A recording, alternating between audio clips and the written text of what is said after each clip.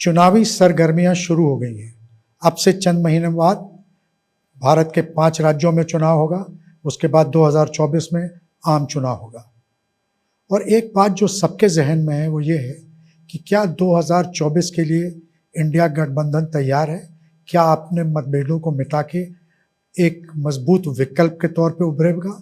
और क्या ये 2024 में नरेंद्र मोदी और एनडीए को मात दे पाएगा?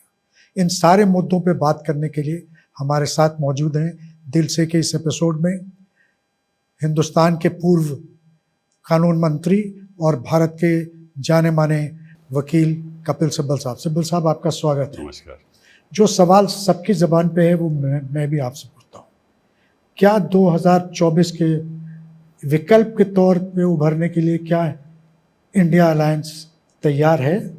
नहीं, तैयार तो है और उनकी मजबूरी भी है, क्योंकि कोई नहीं चाहता। मजबूरी क्यों? मजबूरी इसलिए है कि अगर मोदी जी दोबारा वापस आ गए तो ये भय तो सबके मन में है कि शायद ये संविधान का बदलाव भी हो जाए। और राज्यों में, क्योंकि हमेशा मोदी जी कहते रहे हैं और अमित शाह जी कहते रहे हैं कि हमें तो हर जगह पे डबल इंजन सरकार चाहिए। तो डबल इंजन का मतलब ये है कि केंद्र में भी उनकी सरकार और राज्यों में भी उनकी सरकार। तो इसका मतलब विपक्ष का सफाया। आप तो कानूनी विशेषज्ञ भी हैं और राजनीतिक भी हैं, तो क्या हिंदुस्तान के बेसिक स्ट्रक्चर जो संविधान का है उसमें भी परिवर्तन हो सकता है या करने की मंशा है इनकी? नहीं, ये तो मैं नहीं कह सकता। अगर संविधान ही बदल दे तो बेसिक स्ट्रक्चर थियरी तो फिर नाकाम होगी ना अपने आप में। तो कितनी आशंका है इस बात पे? क्या परसेंटेज चांसेस हैं कि पूरा आपको लगता है? नहीं, मैं नहीं समझता कि मोदी जी जीतेंगे। तो इसीलिए मैंने कहा ये मजबूरी है विपक्ष की कि इकट्ठा होकर अगला चुनाव लड़ें। और इतना मुश्किल भी नहीं है, क्योंकि अगर आप इनका परसेंटेज ऑफ वोट देखो विपक्ष का आज के दिन मिलाकर लगभग 38% है। और जो सत्ता पक्ष के लोग हैं, बीजेपी और अन्य लोग जो उनके साथ हैं, उनका परसेंटेज ऑफ वोट 54% है। तो अंतर तो केवल 45%। हाँ, 42% है। तो अंतर तो केवल 7% का हुआ ना, तो ज़्यादा अंतर नहीं है। लेकिन इसमें जो इस सोच में एक बात ज़रूर मैं आपसे कहना चाहता हूँ कि जो सत्ता पक्ष है वो साउथ इंडिया में उसका कोई प्रभाव ज़्यादा नहीं है, और जो विपक्ष है उसका नॉर्थ इंडिया में प्रभाव ज़्यादा नहीं है। तो लड़ाई नॉर्थ इंडिया की होगी, क्योंकि सत्ता पक्ष के लोग ज़्यादा सीटें साउथ इंडिया में नहीं जीत पाएंगे। तो ये जो हिंदी भाषी स्टेट हैं इसमें ही लड़ाई होगी। तो इंडिया अलायंस जो है हिंदी भाषी स्टेटों में ज़्यादातर जगहों पे तो मुकाबला कांग्रेस और बीजेपी का है। अगर आंकड़े सही हैं तो 168 सीटों में बीजेपी और कांग्रेस आमने सामने है, जिसमें से करीब 140 या 146 सीटें बीजेपी पिछली बार। बिल्कुल। तो जब तक वहाँ पासा नहीं पलटा जा सकता, बिल्कुल, वो तो हार जीत का फैसला वही होगा। देखिए, 3 राज्य की हैं इस मामले में, एक उत्तर प्रदेश, एक बिहार और एक महाराष्ट्र। तो यहाँ अगर ख़ास तौर पे उत्तर प्रदेश में अगर कोई इनको झटका लगेगा तो तभी मोदी जी हार पाएंगे, अदरवाइज़ नहीं। तो उत्तर प्रदेश में आपको लगता है कि झटका की कोई संभावना है? क्योंकि फिलहाल जो समीकरण है बीजेपी का वो बड़ा व्यापक है, सोशल बेस जो है। बिल्कुल सही कह रहे हैं आप। दो बातें हैं। एक तो मैं समझता हूँ कि अखिलेश जी इस सोच में है कि हमें गठबंधन करना होगा, ठीक है। उसमें आरएलडी साथ में होगी और उसमें कांग्रेस भी साथ में होगी। कांग्रेस का ज़्यादा वोट बैंक अभी उत्तर प्रदेश में रहा नहीं। एक आशंका जो समाजवादी पार्टी के लीडर्स करते हैं कि उनका ये कहना है कि देखिए कांग्रेस का वोट बैंक जो है, वोट आधार कम हो गया है, लेकिन कांग्रेस हमेशा अपनी ताकत से ज़्यादा सीटें मांगती है और ये एक रोड़ा अटका सकता। तो आपको लगता है, आप पिछली बार मुंबई में भी साथ थे, आपको लगता है इसमें समझौता हो जाएगा? मैं नहीं मानता कि खरगे जी वहाँ बैठे हुए हैं, सोनिया जी भी वहाँ हैं और राहुल गांधी और प्रियंका गांधी भी वहाँ हैं। मैं नहीं समझता कि इसमें कोई अड़चन आने वाली है। ये समझौता तो हो ही जाएगा। लेकिन मुझे एक और चीज़ का थोड़ी ज़्यादा घबराहट है। इस समय मुझे लग रहा है कि जो मायावती जी हैं और ओवैसी साहब हैं, वो चाह रहे हैं कि वो इकट्ठा होकर गठबंधन करके करें और फिर चुनाव लड़ें, ताकि जो जाके माइनॉरिटी का वोट है उत्तर प्रदेश में वो बढ़ जाए। अगर माइनॉरिटी का वोट बढ़ जाएगा उसमें फ़ायदा होगा बीजेपी को और नुकसान होगा अखिलेश जी को और कांग्रेस को, अलायंस को। कोई ऐसी भी संभावना या आपको कोई ऐसी जानकारी कि मायावती, लोग ये कहते हैं जो मायावती की पार्टी में हैं, वो भी उनके 10 MP हैं लोकसभा से, तो उनमें वो लोग ये जिक्र करते हैं कि जब एक बार चुनाव की घोषणा हो जाएगी और आचार संहिता लग जाएगी तो फिर वो ईडी और इनकी जो गवर्नमेंट की एजेंसीज, उनका डर कम होगा, तब हो सकता है मायावती जी अपनी चाल बदलें। ये तो मायावती जी जानती है, मैं तो नहीं जानता, लेकिन इतना ज़रूर कह सकता हूँ कि अगर हमने हिंदुस्तान के भविष्य के बारे में सोचना है, जो मैं समझता हूँ कि हर पार्टी के नेतृत्व को सोचना चाहिए, अगर वो सोचे हिंदुस्तान के भविष्य, अपने बच्चों के भविष्य के बारे में, तो अच्छा होगा कि वो इंडिया अलायंस के साथ आए। इंडिया अलायंस के साथ है। उत्तर प्रदेश से हटते हैं, एक तो उत्तर प्रदेश में जो मसला है वो वही है, लेकिन जो लोग बाहर बैठे हैं उनको जब वो इंडिया अलायंस को देखते हैं तो ये कहते हैं इनमें इतने मतभेद हैं स्टेट्स में, आम आदमी पार्टी और कांग्रेस में, ममता बनर्जी और लेफ्ट पार्टीज और कांग्रेस में। जावेद भाई, हम हिंदी बेल्ट के बारे में, जो हिंदी भाषी स्टेट्स हैं उसके बारे में बात करते हैं। मुझे नहीं लगता कोई ऐसा मतभेद है। आप आ जाइए राजस्थान, वहाँ कोई विपक्ष का और कोई पार्टी का वजूद नहीं है, केवल कांग्रेस है। फिर आ जाइए आप गुजरात में, वहाँ भी लगभग कांग्रेस ही है, थोड़ा बहुत आम आदमी पार्टी ज़रूर लड़ेगी। फिर आ जाइए आप मध्य प्रदेश में, वहाँ तो कांग्रेस बीजेपी का ही आमना सामना है। फिर आ जाइए आप झारखंड में, वहाँ डोमिनेंट पार्टनर तो कांग्रेस है ही नहीं। छत्तीसगढ़ में भी इट इज़ कांग्रेस, तो यहाँ तो कोई मतभेद हो नहीं सकता। उत्तर प्रदेश में कांग्रेस का ज़्यादा वजूद नहीं है आज के दिन, वो भी मेरे ख्याल समझौता हो जाएगा। उत्तराखंड में भी कांग्रेस और बीजेपी का मुकाबला है, हिमाचल भी कांग्रेस और बीजेपी का मुकाबला है। अगर कोई मतभेद होगा तो वो या तो पंजाब में होगा, दिल्ली में, और दिल्ली में। हरियाणा में भी वो बात नहीं है क्योंकि कांग्रेस का वजूद है हरियाणा में। और हालांकि वहाँ छोटा सा ये प्रॉब्लम आया है कि जो INLD है उसके फंक्शंस पे बाकी इंडिया अलायंस के लोग तो जाते हैं, लेकिन कांग्रेस नहीं गई। तो वहाँ थोड़ी बहुत ये बात हो सकती है कि INLD अगर आना चाहता है इंडिया अलायंस के साथ तो उसमें शायद इंडिया अलायंस को नुकसान भी हो सकता है उनके आने से, क्योंकि उनके आने से जो एंटी इनकम्बेंसी भाजपा के और वो गठबंधन सरकार हरियाणा की आज के दिन है, वो एंटी इनकम्बेंसी का प्रभाव पड़ेगा और उसमें इंडिया अलायंस को नुकसान भी हो सकता है। तो ये सोचने की बात है। बाकी रहा आपका पंजाब, उसमें अगर हम आपस में लड़े भी, अगर कांग्रेस और आप आपस में लड़े भी, तो उसका नतीजा तो वही होगा ना कि दोनों इंडिया अलायंस के पार्टनर हैं। और अगर इनके साथ आपको नहीं लगता कि इसका फ़ायदा बीजेपी को तो वजूद ही नहीं है पंजाब में। दिल्ली में इसका फ़ायदा हो सकता है भाजपा को, कि दिल्ली में अगर हम अलायंस नहीं करेंगे आपके साथ तो निश्चित रूप से उसका फ़ायदा भाजपा को जाएगा। तो अगर आप हिंदी भाषी प्रांतों में की बात करें तो मुझे नहीं लगता कि ऐसे इसमें कोई सीट शेयरिंग की प्रॉब्लम आएगी। कोई संभावना, ऑल्दो पॉलिटिक्स में कभी रूल आउट नहीं किया जा सकता, कोई संभावना कि दिल्ली ऐसी जगह पे कोई समझौता आखिरी वक्त में हो जाए? केजरीवाल जी दिल्ली में हो सकता है, क्योंकि केजरीवाल को भी सोचना पड़ेगा कि अगर वो अलायंस नहीं करते दिल्ली में कांग्रेस के साथ तो हो सकता है कि सारी सीटें भाजपा ले जाए, और अगर अलायंस करते हैं तो मैं हौसले के साथ कह सकता हूं कि कोई सीट भी शायद बीजेपी को नहीं जाएगी। रियली? अगर चली भी दे, एक इक्का दुक्का सीट जा सकती है।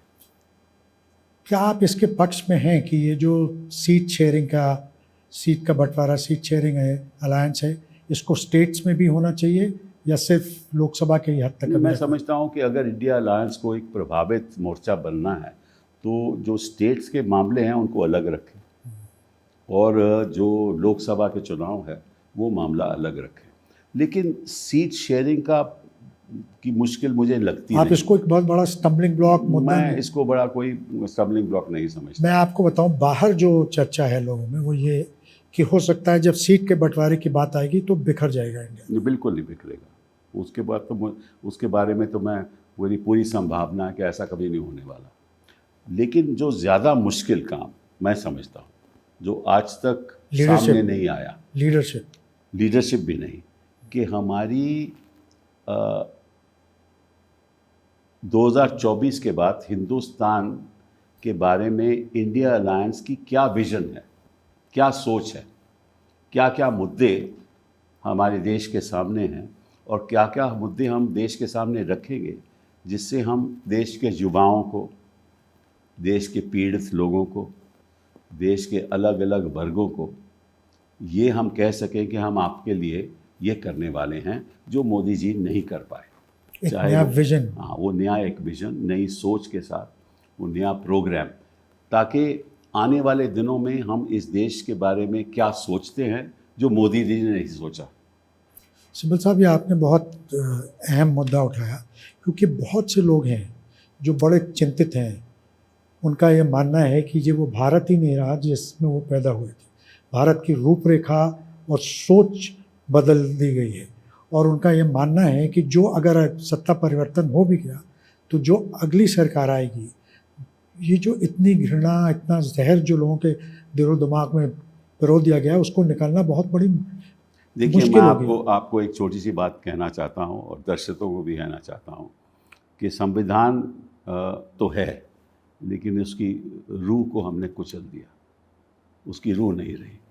क्योंकि जो संविधान, जब हमारा संविधान बना था, तो आपको याद होगा, इतिहास की बात है कि लगभग 592 प्रिंसली स्टेट्स थी, उनको देश में शामिल होना था, यूनियन में शामिल होना था। तो हिंदुस्तान अलग अलग वर्गों का है, अलग अलग जातियों का है, अलग अलग धर्मों का है, अलग अलग रेसेस हैं। तो एक समझौता हुआ, और जो हमारी कंस्टिट्यूएंट असेंबली है, उन्होंने ये सोचा कि सब जो इकट्ठा लेकर हमें चलना है।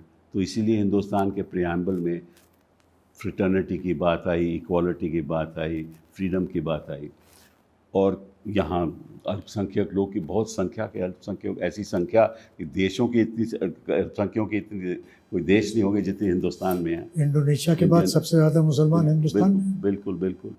तो उनको सुरक्षित रखना, क्रिश्चियन लोगों को सुरक्षित रखना, हमारे वंचित लोगों को सुरक्षित रखना, ट्राइबल्स को सुरक्षित रखना, SC STs को सुरक्षित रखना, और इनको फिर रिजर्वेशन देना, और फिर महिलाओं के बारे में सोचना, ये सब चीज़ें एक, मैं समझता हूँ कि एक समझौता हुआ, एक राजनीतिक समझौता हुआ, जिसका दृश्य हमने संविधान में देखा। अब वो समझौता तो ख़त्म हो गया, क्योंकि अब कोई किसी अल्पसंख्यक की परवाह नहीं करता, कोई दलित लोगों की परवाह नहीं करता, केवल वोट बैंक के लिए परवाह करते हैं। अदरवाइज़ उन्होंने पिछले 10 साल में इनके लिए क्या किया, ये सवाल हमें पूछने पड़ेंगे मोदी जी से।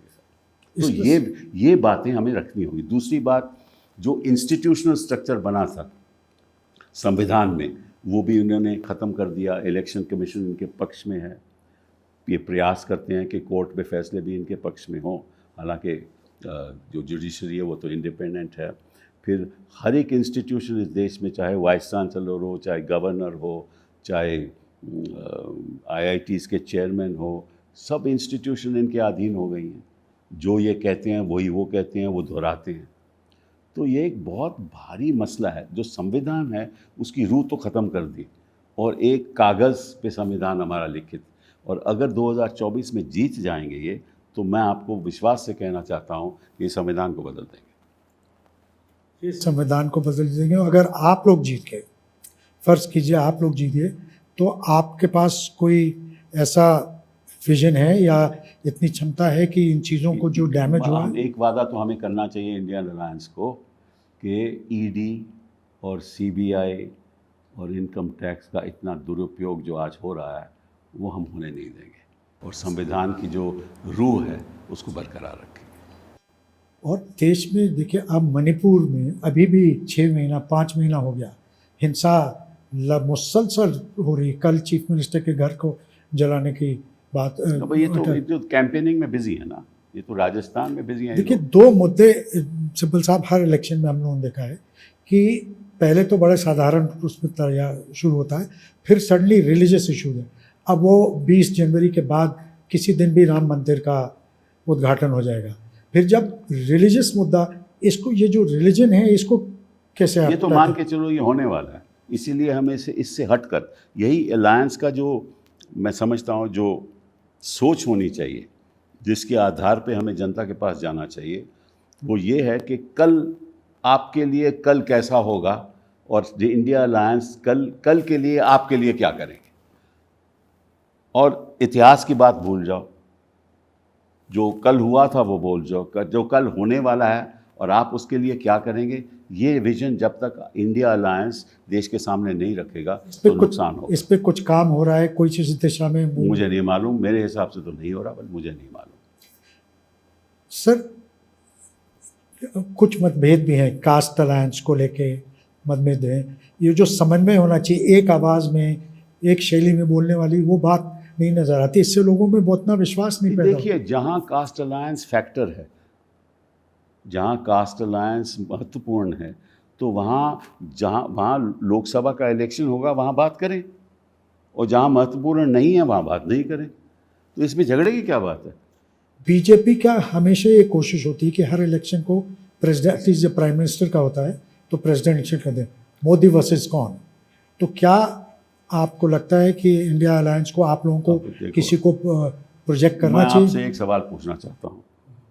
अब अगर किसी एंकर की तस्वीर 24 घंटे आप टेलीविज़न चैनल पे दिखाते रहोगे तो कुछ दिन के बाद देखना बंद हो जाएगा, तो फिर लोग थक चुके हैं। लेकिन क्या इंडिया अलायंस को कोई प्रोजेक्ट करना चाहिए या कोई ज़रूरत नहीं, या 2004 वाला जो मॉडल इंडिया था? अलायंस तय करेगा प्रोजेक्ट करना या नहीं करना। मुद्दे ज़्यादा महत्वपूर्ण हैं, और लीडर तो खैर महत्वपूर्ण होता ही है, लेकिन एक विज़न जो होना चाहिए वो ज़्यादा महत्वपूर्ण है। बाकी लोग थक चुके हैं। तो आपको लगता है मुद्दों पे ज़्यादा फोकस होना चाहिए, इंडिविजुअल्स पे कम? उस पर बातचीत अभी हुई नहीं। लेकिन आप आखिर में चलते चलते ये बता दें कि कितना लोग क्या उम्मीद करें कि इंडिया अलायंस तैयार है, 2024 में लड़ाई होगी, आप मात देंगे या नहीं दे पाएंगे? नहीं, देखिए, इंडिया अलायंस तो बरकरार रहेगा, जीतेगा या नहीं मैं आज के दिन नहीं कह सकता, लेकिन अगर नई विजन देगा तो जीतेगा, क्योंकि लोग थक चुके हैं। लोग चाहते हैं कि परिवर्तन हो, बदलाव हो, लेकिन लोग आज के दिन हमसे पूछते हैं कि बदलाव कैसे हो जब आप हमें नहीं बताओगे कि आप हमारे लिए क्या करने वाले हैं। लोग आपसे हमेशा ये पूछते रहेंगे और हम भी पूछेंगे। आपने समय निकाला, हमसे बात की, इससे बहुत बहुत शुक्रिया। बहुत बहुत धन्यवाद।